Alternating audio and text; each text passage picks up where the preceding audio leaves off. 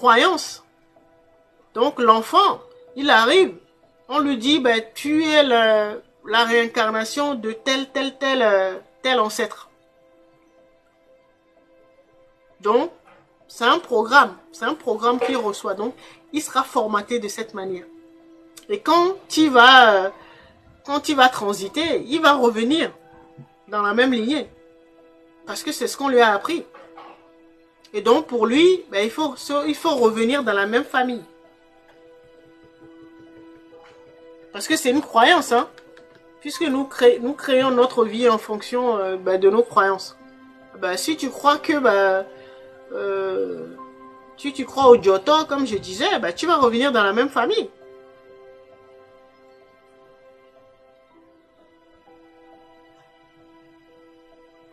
Parfois aussi pour continuer à pratiquer la sorcellerie. Exactement, c'est à ça que je pensais. C'est à ça que je pensais.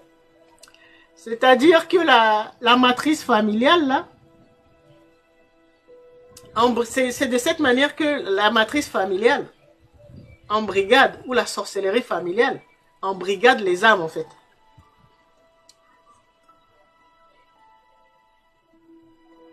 C'est une croyance, bon, que peut-être un de nos ancêtres a mis en place. Et donc, dès que tu t'incarnes, on te dit, oui, bon, ok, tu es le Giotto de telle personne, de tel ancêtre. Comme ça, c'est sûr que si tu es formaté de cette manière, eh ben, il y a de fortes chances que tu reviennes dans la même lignée pour recommencer. Si on t'a exploité, eh ben, tu seras encore un pigeon emplumé et tu reviens. L'égrégore familial, eh ben, c'est de cette manière qu'il survit, hein. On te dit que t'as un Giotto, ben tu reviens. À moins que toi-même tu t'éveilles et que tu dises, voilà, non, moi je veux plus continuer à nourrir l'égrégore là. L'égrégore. Tu peux le faire tout en étant en vie, hein. Tu fais un autre choix. Et comme ça, ben, tu changes de vie. En étant en vie. C'est une prise de conscience, hein. Dès que tu en as conscience, bah, tu passes à autre chose, hein. Est-ce que vous comprenez? Dès que tu en as conscience, tu fais un autre choix. Sinon, bah, tu reviens. Tu reviens dans la même famille. Tu vas rencontrer les mêmes galères. Les mêmes sorciers, comme disait Samouraï. Tu vas rencontrer les mêmes sorciers. Alors que tu as le choix.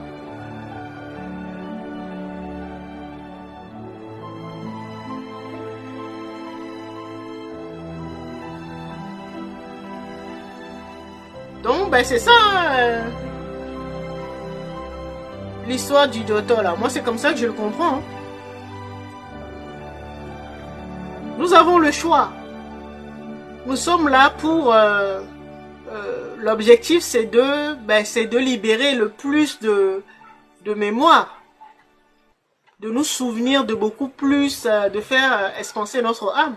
De nous souvenir de beaucoup plus de connaissances, de sagesse, de technologie, science et tout cela, médecine.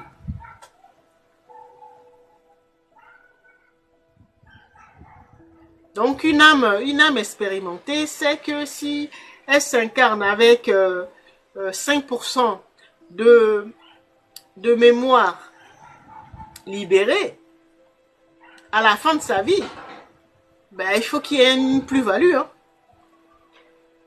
Peut-être tu viens avec 5% de mémoire libérée, ben, si tu repars au moins avec 6 ou 7%, même plus. Là, tu sauras que tu as vécu. Mais si tu repars dans le même égrégore familial, là, tu vas revivre les mêmes scènes, tu vas voir les mêmes têtes, là.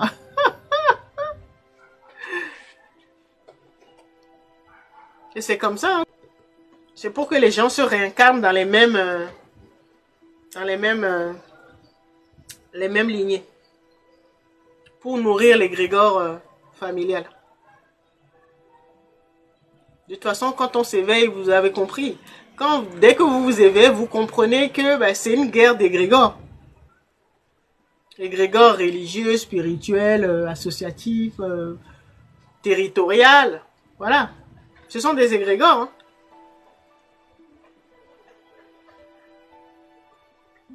Le fait même qu'on enterre ton placenta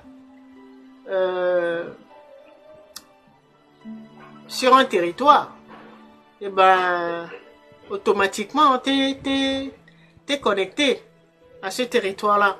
Et donc, il y a de fortes chances que tu te réincarnes sur le même territoire. Là, on t'a enfermé. Ton âme va se réincarner sur le même territoire. Si tu as pu te libérer de l'égrégore familial, tu vas te faire rattraper soit par l'égrégore religieux. D'accord? Bon, peut-être que tu es né dans une famille musulmane. D'accord? Ça, c'est un égrégore religieux. Et tu vas te réincarner comme un musulman. T'es traditionnaliste chrétien, y a de fortes chances que tu te réincarnes. Si t'as pas brisé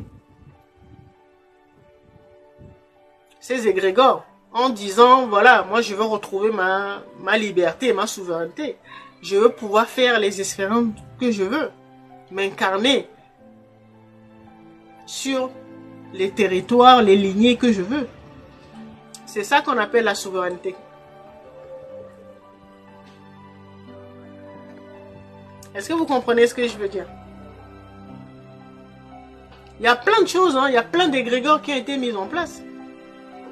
Notre âme doit pouvoir les briser, les uns après les autres. Tu étais chrétien, tu reviens. Tu te réincarnes chrétien, chrétien, chrétien. Voilà. Tu es dans un égrégore. Au niveau de la famille également, voilà. Tu vas te réincarner dans la même famille. Ou sur un même territoire. Ou sur la même planète. Tu vas revenir sans cesse sur Terre.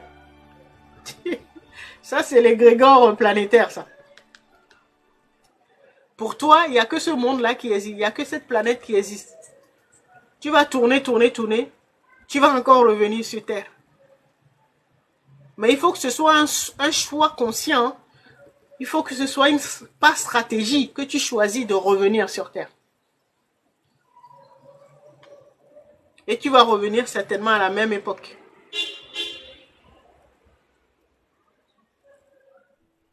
Il y a l'égrégore temporel également. Il y a tellement d'égrégores. Tu vas te réincarner à la même époque. Toujours à la même époque. Il faut juste en prendre conscience. Le fait que je partage avec vous ce genre d'informations, vous devez savoir que votre âme doit être libre de choisir. Et donc, si ce n'est pas le cas, elle doit pouvoir briser l'égrégore familial, territorial, religieux, tout ça, pour pouvoir choisir en son âme et conscience.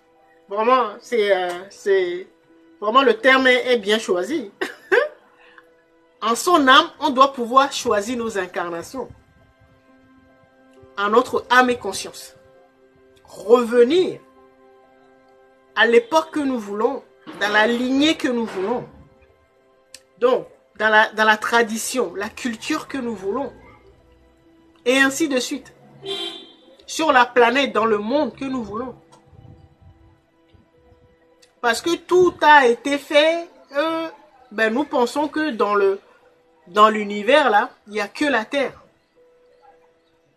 Dans notre grande majorité, nous revenons toujours sur Terre. Alors qu'il y a d'autres mondes, il y a d'autres planètes.